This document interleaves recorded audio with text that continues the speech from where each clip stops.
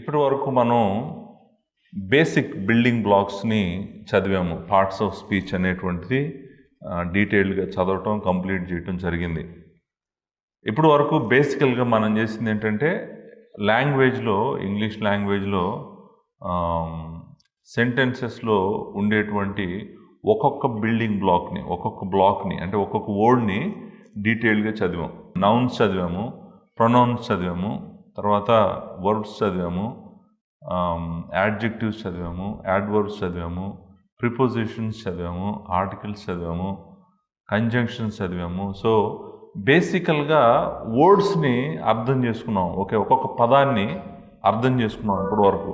ఇక్కడ నుంచి టోటల్గా మనం డిఫరెంట్ లెవెల్లోకి వెళ్ళబోతున్నాం. ఇప్పటి వరకు ఒక లెవెల్లో అర్థం చేసుకున్నాం లాంగ్వేజ్ని. ఇక్కడ నుంచి డిఫరెంట్ లెవెల్లోకి మూవ్ అవుతున్నాము. ఇక్కడ నుంచి ఏ లెవెల్లోకి మూవ్ అవుతున్నామంటే వర్డ్స్ తెలిస్తే సరిపోదు, వర్డ్స్ యొక్క అర్థం తెలిస్తే సరిపోదు, ఆ వర్డ్ ఏంటో తెలిస్తే సరిపోదు. సో కానీ మీరు ఈ వర్డ్స్ బేసిక్ బిల్డింగ్ బ్లాక్స్ అయినా కూడా మీకు ఇంకొక మెజర్మెంట్ ఉండాలి. అంటే నేను మాట్లాడుతున్న లాంగ్వేజ్ కరెక్టా, కంప్లీట్గా ఉందా అనేటువంటిది మీకు తెలియాలంటే ఇంకొక మెజర్ ఉంది ఇంగ్లీష్లో. దాన్ని బేసిక్ యూనిట్ ఆఫ్ మెజర్ అంటాము. అదేంటో ఈరోజు మనం తెలుసుకోబోతున్నాం. 2 మాటలు చాలా ఇంపార్టెంట్ మాటలు ఈ క్లాస్లో. ఒకటి బేసిక్ యూనిట్ ఆఫ్ మెజర్, రెండోది కంప్లీట్ ప్రెడికేషన్ అనే మాట నేను ఇక్కడ వాడుతున్నాను. సో ఈ క్లాసు టైటిల్ ద సెంటెన్స్ అనేటువంటి టైటిల్ నేను పెట్టాను. దానికి కారణం ఏంటంటే ఇక్కడికి వచ్చేటప్పటికే మన అండర్స్టాండింగ్ ఆఫ్ సెంటెన్స్ డిఫరెంట్గా ఉంటుంది. ఎందుకంటే బిగినింగ్లో కూడా వెరీ బిగినింగ్లో ద సెంటెన్స్ అనేటువంటిది ఒక క్లాస్ నేర్చుకున్నాం. అక్కడ మన అండర్స్టాండింగ్ ఆఫ్ ద సెంటెన్స్కి అక్కడ సెంటెన్స్ అంటే ఏంటి, ఎన్ని రకాల సెంటెన్సెస్ ఉన్నాయి, కాంప్లెక్స్ సెంటెన్స్ ఏంటి, కాంపౌండ్ సెంటెన్సెస్ అని నేర్చుకున్నాం అక్కడ.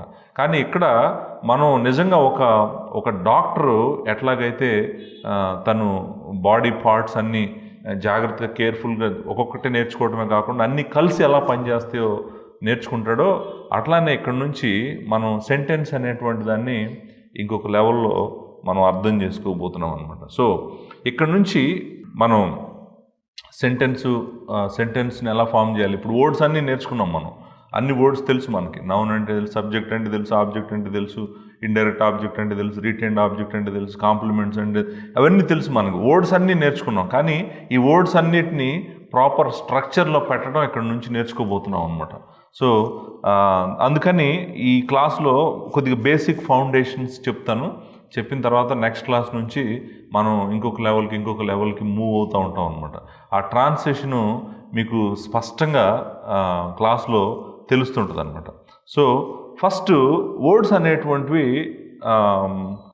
Smallest complete element of language. ఏ లాంగ్వేజ్కైనా కూడా పదాలు అనేటువంటిది మనకు తెలుసు. ప్రతి పదానికి అర్థం ఉంటుందని తెలుసు. ప్రతి పదం కూడా ఒక ఎలిమెంట్, లాంగ్వేజ్లో బేసిక్ ఎలిమెంట్ అనే, అలాగే small element or basic element అనేటువంటిది మనకి తెలుసు అనమాట. కానీ వర్డ్స్ అర్థాన్ని ఇవ్వలేవు. ఇప్పుడు నాకు మన తెలుగులో చాలా వర్డ్స్ అన్నీ కలిపి నేను రాశాను అనుకోండి, అర్థం వచ్చేస్తుందా? అర్థం రాదు. ఆ వర్డ్స్ అన్నిట్లో చాలా వర్డ్స్ పెట్టేసేసి ఇదో నేను మాట్లాడాలనుకుంది ఇదని చెప్పాను అనుకోండి, మీకు అర్థం కాదు. ఎందుకని అర్థం కాదంటే, నేను తెలుగులో మీకు అర్థమయ్యేటట్టు మాట్లాడాలంటే తెలుగు కూడా ఒక స్ట్రక్చర్ ఉంది. ఆ స్ట్రక్చర్లో ఆ వర్డ్స్ని ఆ స్ట్రక్చర్లో పెడితేనే మీకు అర్థమవుతుంది. ఆ స్ట్రక్చర్లో పెట్టకుండా ఒకటే పదాన్ని పద పద పద పద పద అన్నాను అనుకోండి, ఏం అర్థమవుతుంది? మీకు ఒక పద అర్థమవుతుంది అంతే. కానీ పద అనేది 10 సార్లు రాసినా కూడా 10 వర్డ్స్ ఉన్నాయి, కానీ అర్థం మీకు తెలియదు. పద అనే ఉంది. కానీ అట్లా రాయకూడదు. అట్లా రాయకుండా మనం చెప్పాలనుకున్న మెసేజ్ని ఈ బేసిక్ వర్డ్స్, ఈ వర్డ్స్ అన్నీ మనం నేర్చుకున్న వర్డ్స్ అన్నీ ప్రాపర్గా అరేంజ్ చేస్తే, ఒక స్ట్రక్చర్లోకి తీసుకొస్తే అప్పుడు అది కరెక్ట్ మీనింగ్ని మనకి కమ్యూనికేట్ చేస్తాం అన్నమాట. ఎందుకంటే ఇట్లా కనుక వర్డ్సే కనుక మీనింగ్ ఇవ్వగలిగినాయి అనుకోండి, మనకి డిక్షనరీ సరిపోతుంది, ఇంగ్లీష్ గ్రామర్ అక్కర్లేదు. డిక్షనరీ ఉంటే మన చేతుల్లో అర్థం తెలిసిపోతుంది. అంటే ఎందుకంటే వర్డ్స్ తెలిస్తే, వర్డ్ యొక్క మీనింగ్స్ తెలిస్తే మనకు మీనింగ్ తెలిసిపోతుంది, వేరే వాళ్ళు ఏం మాట్లాడుతున్నారో, వేరే వాళ్ళు ఏం చెప్తున్నారు. కానీ అది సరిపోదు. ఎందుకంటే ప్రతి లాంగ్వేజ్ ఒక సిస్టమాటిక్ స్ట్రక్చర్ ఉంది. దాన్నే మనం గ్రామర్ అంటున్నాం అనమాట. సో వర్డ్స్కి అర్థాలు తెలిస్తే సరిపోదు. ఆ వర్డ్స్ని ఎలా పెట్టాలి, ముందే వర్డ్ ఉండాలి, తర్వాత ఏ వర్డ్ ఉండాలి, ఆ తర్వాత ఏ వర్డ్ ఉండాలి, దీనికి సంబంధం ఏంటి, ఈ రూల్స్ అన్నీ మాట్లాడేది మనం గ్రామర్ అని అంటాం అనమాట. సో డిక్షనరీలో ఉన్న వర్డ్స్ అన్నీ తెలుసుకుంటే మనకి లాంగ్వేజ్ రాదు. లాంగ్వేజ్ అంటే వొకాబులరీ తెలిస్తే నీకు లాంగ్వేజ్ వచ్చని అనుకుంటే కరెక్ట్ కాదు. నన్ను చాలామంది అడుగుతారు, ఇంగ్లీష్ లాంగ్వేజ్ నేర్చుకోవడానికి ఏమేం చేయాలి. గ్రామర్ ఒక్కటి నేర్చుకుంటే సరిపోదు. ఆబ్వియస్లీ గ్రామర్ అనేటువంటిది ఇంపార్టెంట్ సైన్స్ ఇంగ్లీష్కి. సో గ్రామర్ రావాలి, వొకాబులరీ రావాలి, ఇంకా ఇడియోమ్స్ రావాలి, వర్బల్స్ రావాలి, బోల్డ్ అన్నీ ఉన్నాయన్నమాట ఇంగ్లీష్ లాంగ్వేజ్ మీద మనం కంప్లీట్ గ్రిప్ తెచ్చుకోవడానికి అనమాట.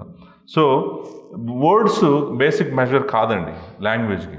Words are not a basic unit of measure in English language. So if words are not basic unit of measure, then what is the basic unit of measure? అంటే లాంగ్వేజ్ని మనం measure చేయాలంటే basic element, basic unit ఏంటి? Words కాదని తెలిసిపోయింది మనకి. ఎందుకంటే words అన్నీ అరేంజ్ చేసినా కూడా కరెక్ట్ మీనింగ్ మనం కమ్యూనికేట్ చేయలేము. సో కరెక్ట్ మీనింగ్ కమ్యూనికేట్ చేయడానికి ఒక బేసిక్ యూనిట్ ఆఫ్ మెజర్ అనేటువంటిది ఉండాలి. అది ఏంటి అనేటువంటిది క్వశ్చన్ అనమాట. అదేంటంటే ఇంగ్లీష్లో మనం దాన్నే ఆ బేసిక్ యూనిట్ ఆఫ్ మెజర్ని ఏమంటామంటే సెంటెన్స్ అంటాం అనమాట. The sentence is the basic unit of measure in English language. So మనం ఇంకొక విధంగా చెప్పాలంటే సెంటెన్స్ అనేటువంటిది primary building black of communication in English language. So మీకు వర్డ్స్ అన్నీ తెలుసు. మీకు ఇప్పుడు లాస్ట్ క్లాసెస్ అన్నీ మీరు చూస్తే వర్డ్స్ అన్నీ తెలుసు. కానీ దట్ ఈజ్ నాట్ ఎనఫ్. మీకు ఇప్పుడు ఏం తెలియాలంటే ఆ వర్డ్స్ అన్నిటిని వాడి నేను ఎలా సెంటెన్సెస్ రాయాలో తెలియాలి మీకు. ఆ సెంటెన్స్నే మనం బేసిక్ యూనిట్ ఆఫ్ మెజర్ అంటాము, లేకపోతే primary building block for the English language అంటాం. సో అది ఇప్పుడు మనం నేర్చుకోబోతున్నాం. సో సెంటెన్స్ అంటే ఏంటి అసలు? సెంటెన్స్లో ఏముండాలి? When do we call it a sentence? Sentence అని ఎప్పుడు పిలుస్తాం దాన్ని? సెంటెన్స్లో ఏముండాలి అనేటువంటిది మనం ఇప్పుడు చూడబోతున్నాం. సెంటెన్స్లో కంపల్సరీగా 3 ఉండాలి. సెంటెన్స్ అని మనం దాన్ని పిలవాలంటే 3 ఉంటేనే అది సెంటెన్స్ అవుతుంది. నెంబర్ 1 ఫస్ట్ ఏముండాలంటే సబ్జెక్ట్ ఉండాలి. 2 ఏముండాలంటే వర్బ్ ఉండాలి. 3 ఏముండాలంటే ఈ 2 కాకుండా ఇంకొక ప్రాముఖ్యమైనది ఏంటంటే కంప్లీట్ థాట్ ఉండాలి. అంటే ఈ సబ్జెక్టు వర్బ్ కలిసి, సబ్జెక్టు వర్బ్ ఉంటే సరిపోదు. సబ్జెక్టు వర్బ్తో పాటు నేను ఒక సెంటెన్స్ రాస్తే ఆ సెంటెన్స్కి కంప్లీట్గా అర్థం ఉండాలి. అర్థం లేకపోతే సెంటెన్స్ కాదు. అర్థం లేకుండా ఏదో రాసేసి నేను సబ్జెక్ట్ ఉంది, వర్బ్ ఉంది కాబట్టి ఇది సెంటెన్స్ అని ఎవరన్నా అన్నారనుకోండి, అది యాక్సెప్టబుల్ కాదు. కంప్లీట్ ఏముండాలి? థాట్ ఉండాలన్నమాట. సో అంటే సెంటెన్స్లో ఏముండాలి? ఫస్ట్ నెంబర్ 1 మెయిన్ నౌన్ అంటాం మనం. Subject main noun or pronoun అంటాం, అది ఉండాలి. రెండోది మెయిన్ వర్బ్ ఉండాలి. మెయిన్ వర్బ్ని మనం ప్రెడికేట్ ఆఫ్ ద సెంటెన్స్ అంటాము. అంటే main verb plus auxiliary verbs అన్నీ కలిపి ఉండాలి కంపల్సరీ. అంతేకాకుండా కంప్లీట్ థాట్ ఉండాలి, అంటే కంప్లీట్ సెన్స్ ఉండాలి. ఈ 3 కనుకుంటే దాన్ని మనం ఏమంటామంటే కంప్లీట్ ప్రెడికేషన్ అంటాం అనమాట. ఈ 3 కనుక ఉన్నాయి అనుకోండి, అంటే primary noun, subject, verb with auxiliaries, then you have complete thought. ఈ 3 కనుక ఉన్నాయంటే దాన్ని మనం సెంటెన్స్ అనొచ్చు ఒకటి. నెంబర్ 2 ఇంకొకటి దాన్ని కంప్లీట్ ప్రెడికేషన్ అని కూడా అంటాం అనమాట. సో ఈ సెంటెన్స్ అంటే ప్రైమరీ ఫంక్షన్ ఆఫ్ కంప్లీట్ ప్రెడికేషన్, లేకపోతే సెంటెన్స్ యొక్క ప్రైమరీ ఫంక్షన్ ఏంటి? సెంటెన్సెస్ మనం ఎందుకు వాడతాం? బైబిల్లో సెంటెన్సెస్ ఉన్నాయి, చాలా సెంటెన్సెస్ ఉన్నాయి, బోల్డ్ అండ్ సెంటెన్సెస్. సెంటెన్సెస్ ఎందుకు వాడతాము? సెంటెన్సెస్ని బేసికల్గా 2 పర్పసెస్లో వాడతాం. మనం సెంటెన్సెస్ చూసాం ఇంతకుముందు. Number 1 to make an assertion, and number 2 to ask a question, or maybe to give a command. To ask a question or to give a command or to express an emotion. So మనం సెంటెన్స్ని ఎందుకు వాడతాం? స్క్రిప్చర్లో మనం చూస్తే assertions అని ఉన్నాయి. Ephesians first 3 చాప్టర్లు అన్నీ కూడా అసర్షన్సే, అంటే ట్రూత్ చెప్పాడు. తర్వాత 3 చాప్టర్లు అన్నీ ఇంపరేటివ్స్, కమాండ్స్ ఇచ్చాడు. అంతేకాకుండా కొన్నిసార్లు సెంటెన్స్ వాడి మనం క్వశ్చన్ కూడా అడుగుతాం అనమాట. So primary function of complete predication ఏంటంటే అసర్షన్ కానీ క్వశ్చన్ కానీ అనమాట.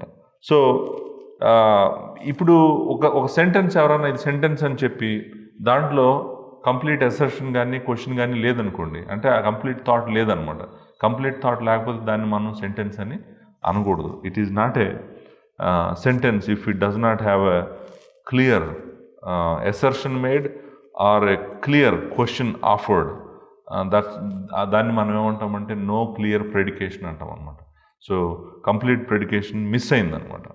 సో ఇంకొక విషయం మనం తెలుసుకోవాల్సింది ఏంటంటే, కొన్నిసార్లు ప్రెడికేషన్ కంప్లీట్గానే అనిపిస్తుంటుంది. అంటే అర్థం ఏంటంటే సబ్జెక్ట్ ఉంటుంది, వర్బ్ ఉంటుంది, అంతా కూడా థాట్ కూడా ఉన్నట్టు ఉంటుంది. కానీ అక్కడ ఆ సెంటెన్స్లో ఒక కనెక్టర్ వర్డ్ ఉంటుంది. ఆ కనెక్టర్ వర్డ్ దీన్ని ఇంకొక దానికి కనెక్ట్ చేస్తున్నట్టుగా అనిపిస్తుంటుంది.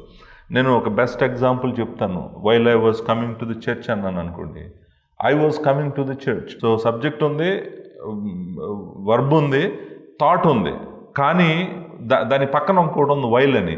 సో ఆ వైల్ అనేటువంటిది వేరే దానికి ఏదో కనెక్ట్ చేస్తున్నట్టుగా మనకు తెలుస్తుంది ఆ వైల్ చదవగానే. సో ఆ వైల్ చదవగానే మీరు అర్థం చేసుకోవాల్సింది ఏంటంటే, ఇది సెంటెన్స్ అవ్వదు, సెంటెన్స్ అవ్వటానికి ఛాన్స్ లేదు. అది ఏమవుతుందంటే క్లాజ్ అవుతుంది అనమాట. సో సెంటెన్స్లో 2-3 క్లాజులు ఉండొచ్చు, 2 క్లాజులు ఉండొచ్చు, 3 క్లాజులు ఉండొచ్చు, ఇంకా ఎక్కువ క్లాజులు కూడా ఉండొచ్చు. సెంటెన్స్కి క్లాజ్కి తేడా ఏంటనేటువంటిది నేను ఆల్రెడీ చెప్పాను. సో ఒకవేళ నీ ప్రెడికేషన్లో కనుక ఒక వర్డ్ వేరే దానికి నీ ప్రెడికేషన్ కనెక్ట్ చేస్తున్నట్టు కనుక అనిపించిందంటే అది గ్యారంటీగా క్లాజే, అది సెంటెన్స్ కాదు. దాన్ని నువ్వు సెంటెన్స్ అని అనకూడదు. సెంటెన్స్ అని ఎప్పుడు అంటావంటే, while I was coming to the church I saw something అని నేను కంప్లీట్ చేశాను, అప్పుడు అది సెంటెన్స్ అవుతుంది. ఆ సెంటెన్స్ అలా కంప్లీట్ చేయలేదనుకోండి నేను, అది ఒకటే మీరు while I was coming to the church అనేటువంటిది క్లాజ్ అవుతుంది కానీ సెంటెన్స్ అవ్వదు. అది మీరు గుర్తుపెట్టుకోవాలన్నమాట.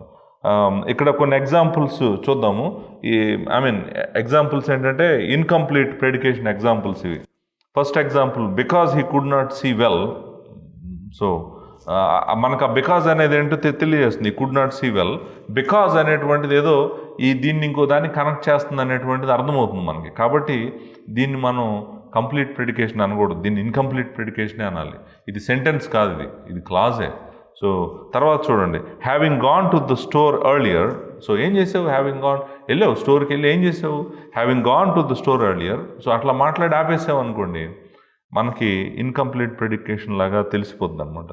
So until they could not understand the new concept. Until అనే వర్డ్ వాడావంటే నీకు తెలుస్తుంది ఇది కంప్లీట్గా సెంటెన్స్ కాదు, ఇది కంప్లీట్ ప్రెడికేషన్ కాదు, ఇది కంప్లీట్ థాట్ ఇవ్వట్లేదు, ఎందుకంటే ఇన్కంప్లీట్ థాట్గానే ఉందన్నమాట. నేను while I was coming to the church అనేది ఇన్కంప్లీట్ థాట్, అది కంప్లీట్ కాలేదు. ఇంకా నువ్వేదో ఇంకా చెప్తున్నావు, ఇంకేదో చెప్పబోతున్నావు అనమాట. సో ఇన్కంప్లీట్ ప్రెడికేషన్స్ మనం ఆల్రెడీ చూసాము. ఇప్పుడు ఇన్కంప్లీట్ ప్రెడికేషన్లో ప్రెడికేషన్ ఉన్నప్పటికీ కూడా దానికి కనెక్టింగ్ వర్డ్స్ చూసాం, బికాజ్ అని, హ్యావింగ్ గాన్ అని, అట్లా. So last point, I think very important point ఇప్పుడు ఒకటి మనం నేర్చుకోవాల్సినది ఏంటంటే, కంప్లీట్ ప్రెడికేషన్ అనే మాట నేను ఇంతకుముందు వాడాను. కంప్లీట్ ప్రెడికేషన్ అంటే ఏంటంటే సబ్జెక్ట్ ఉండాలి, తర్వాత వర్బ్ ఉండాలి, కంప్లీట్ థాట్ ఉండాలి అనేటువంటిది నేను ఇంతకుముందు వాడటం జరిగిందనమాట. ఈ కంప్లీట్ థాట్ అనేటువంటిది జనరల్గా ప్రొవైడ్ చేసే దాని పేరు ఏంటంటే కాంప్లిమెంట్ అంటాం అనమాట. కంప్లీట్ థాట్ని మనకి సబ్జెక్టు వర్బ్తో పాటు కంప్లీట్ థాట్ తేవటానికి మనం ఇంగ్లీష్ లాంగ్వేజ్లో వాడే మాటని ఏమంటాం అంటే కాంప్లిమెంట్ అంటాం అనమాట. ఆ కాంప్లిమెంటు మనకి కంప్లీట్ థాట్ని తీసుకొస్తుంది అనమాట. సో అంటే కంప్లీట్ ప్రెడికేషన్ అనే దాంట్లో ఉండాల్సిన 3 బేసిక్ ఎలిమెంట్స్ ఏంటి అని అడిగామనుకోండి, సబ్జెక్ట్ ఉండాలి, వర్బ్ ఉండాలి, కాంప్లిమెంట్ ఉండాలి. బికాజ్ కాంప్లిమెంట్ ఏం చేస్తుందంటే కంప్లీట్ చేస్తుంది థాట్ని. సో అందుకని కాంప్లిమెంట్ మనకి అవసరం అనమాట. అయితే ఒక సెంటెన్స్ చూసి నేను ఆ సెంటెన్స్లో ఏముండాలి, కంప్లీట్ ప్రెడికేషన్ అంటే అర్థం సెంటెన్స్ అనమాట. సెంటెన్స్లో ఉండాల్సిన 3 ఏంటంటే సబ్జెక్ట్ ఉండాలి, వర్బ్ ఉండాలి, ఆ తర్వాత కంప్లీట్ థాట్ ఉండాలి, కంప్లీట్ థాట్ కోసం కంప్లీటర్ ఉండాలి. సో ఈ 3 ఉంటేనే మనం దాన్ని కంప్లీట్ సెంటెన్స్ అంటాము, లేకపోతే కంప్లీట్ ప్రెడికేషన్ అంటాము. సో 3వ దాని విషయానికి వచ్చామనుకోండి, అంటే వీటిని ఒక సెంటెన్స్లో మనం ఈ 3 ఎలా కనుక్కోగలం, ఎలా ఐడెంటిఫై చేయగలం, అంటే సబ్జెక్ట్ని ఎలా ఐడెంటిఫై చేయగలం, వర్బ్ని ఎలా ఐడెంటిఫై చేయగలం, కంప్లీటర్ని ఆ కంప్లీషన్ని ఎలా ఐడెంటిఫై చేయగలం, కాంప్లిమెంట్ అంటాం మనం వాటిని, కాంప్లిమెంట్స్ని ఎలా ఐడెంటిఫై చేయగలం అనేటువంటి క్వశ్చన్ ఎక్స్ప్లెయిన్ చేయడం కోసం నేను ఒక ఎగ్జాంపుల్ ఇక్కడ కోట్ చేస్తాను. ఈ ఎగ్జాంపుల్లో నుంచి మనం చూద్దాం. ఎగ్జాంపుల్లో 3 బయటికి తీయాలి మనం. ఒకటి సబ్జెక్ట్ తీయాలి బయటికి, వర్బ్ తీయాలి బయటికి, తర్వాత కాంప్లిమెంట్ కూడా బయటికి తీయాలి. కాంప్లిమెంట్ ఈజ్ బేసికలీ థాట్ని కంప్లీట్ చేసేది, దాన్ని కూడా మనం బయటికి తీయాలి. ఎలా తీస్తాము అనేటువంటిది చూపించడానికి ఎగ్జాంపుల్ చూద్దాం. Somewhere along the Jordan river John reluctantly baptized the long awaited messiah with ordinary water. So somewhere along the Jordan అనేటువంటిది మనల్ని నేరేటివ్లోకి తీసుకెళ్తుంది. మెయిన్ సెంటెన్స్ ఇక్కడ John reluctantly baptized the long awaited messiah with ordinary water. మనం ఒక్కొక్కటి ఇక్కడ చూడొచ్చు. Long awaited Messiah, అక్కడ దాంట్లో మనం అన్నీ చదివాం కాబట్టి కొంచెం ఒక్కొక్కటి మనం దీన్ని అర్థం చేసుకోవచ్చు. Number 1 with ordinary water. With అనేటువంటిది ప్రిపోజిషను, ఆర్డినరీ అనేటువంటిది యాడ్జెక్టివ్, వాటర్ నౌను. సో ఇది చూడగానే మనకు అర్థం కావాల్సింది ఏంటంటే ఇది ప్రిపోజిషనల్ ఫ్రేజ్ అని అర్థం కావాలి. సో ప్రిపోజిషనల్ ఫ్రేజ్ ఉంది ఇక్కడ మనకి. తర్వాత మెస్సియాకు ముందు లాంగ్ అవైటెడ్ అని ఉంది. సో మెస్సియాని క్వాలిఫై చేస్తుంది ఆర్ మాడిఫై చేస్తుంది, అంటే మెస్సియాని మాడిఫై చేస్తుంది కాబట్టి ఇది కూడా యాడ్జెక్టివే. తర్వాత రిలక్టెంట్లీ అనే మాట ఉంది. రిలక్టెంట్లీ అనే మాట డెఫినెట్గా అది ఎలా బ్యాప్టైజ్ చేసాడు అనేటువంటిది, అంటే how he baptised, reluctantly baptised, డెఫినెట్గా అది యాడ్వర్బ్ అయి ఉంటుంది. సో మీరు సెంటెన్స్ని చూసినప్పుడు ఎలా మనం వర్డ్స్ని అర్థం చేసుకోగలగాలో ఇది అనేటువంటిది. ఇప్పుడు చూడండి, ఫస్ట్ మనం సెంటెన్స్ చూడగానే ఫస్ట్ కనుక్కోవాల్సింది వర్బ్ని కనుక్కోవాలి. వర్బ్ ఎక్కడుందో ఐడెంటిఫై చేయాలన్నమాట. ఐడెంటిఫై చేసి వర్బ్ని ఇక్కడ చూసామనుకోండి, బ్యాప్టైజ్డ్ అనేటువంటిది వర్బ్. ఆ వర్బ్ను కనుక్కొని మనం అడగాల్సిన ప్రశ్న ఏంటంటే హూ బ్యాప్టైజ్డ్ అనే క్వశ్చన్ మనం అడిగామనుకోండి, మనకి సబ్జెక్ట్ తెలిసిపోతుంది. Who baptized? John baptized. John is the subject. So subject తెలిసింది, వర్బ్ తెలిసింది. ఇప్పుడు సబ్జెక్టు వర్బ్ తెలిస్తే మనకి కాంప్లిమెంట్ కనుక్కోవాలనుకోండి, జాన్ బ్యాప్టైజ్డ్ అని, జాన్ రిలక్టెంట్లీ బ్యాప్టైజ్డ్ అని ఆగిపోయాను అనుకోండి, నేను థాట్ కంప్లీట్ అయిందా? అవ్వలేదు. So John reluctantly baptized the long awaited messiah. So John baptized who అని అడిగాను అనుకోండి, అప్పుడు మనకి కాంప్లిమెంట్ బయటకు వస్తుంది అనమాట. హూ అంటే మెస్సియా అనేటువంటిది కాంప్లిమెంట్ అనమాట. సో ఇట్లా కంప్లీట్ ప్రెడికేషన్లో ఉండాల్సిన 3 కూడా మనం ఫైండ్ అవుట్ చేయాలి. సబ్జెక్ట్ ఫైండ్ అవుట్ చేయాలి, వర్బ్ ఫైండ్ అవుట్ చేయాలి, కాంప్లిమెంట్ అంటే అర్థం ఏంటంటే థాట్ని కంప్లీట్ చేయడానికి ఉపయోగపడేదాన్ని కాంప్లిమెంట్ అంటాం. అది కూడా మనం ఫైండ్ అవుట్ చేయాలన్నమాట. సో సెంటెన్స్ అంటే ఏంటి? సెంటెన్స్లో ఈ 3 ఉండాలి. ఈ 3 ఉంటే దాన్ని సెంటెన్స్ అని అంటాము, లేకపోతే కంప్లీట్ ప్రెడికేషన్ అని కూడా అంటాం అనమాట. నెక్స్ట్ క్లాస్లో ఈ 3 ఒక్కొక్క దాన్ని డీటెయిల్డ్గా చూద్దాం. Thank you very much.